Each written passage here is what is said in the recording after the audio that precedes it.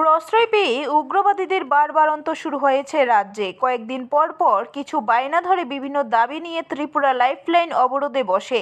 বুধবার আমরা বাঙালির রাজ্য কার্যালয়ে সাংবাদিক সম্মেলন করে সরকারের ঘাড়ে দোষ চাপিয়ে এমনটাই দাবি করলেন আমরা বাঙালির রাজ্য সম্পাদক গৌরাঙ্গ রুদ্রপাল। তিনি বলেন, 21 দফা দাবি আদায়ের লক্ষ্যে গত 25শে ফেব্রুয়ারি বড়মুড়া পাহাড়ের পাদদেশে জাতীয় সড়ক অবরোধের ফলে মানুষকে প্রচণ্ড দুর্ভোগ পোহাতে হয়েছে।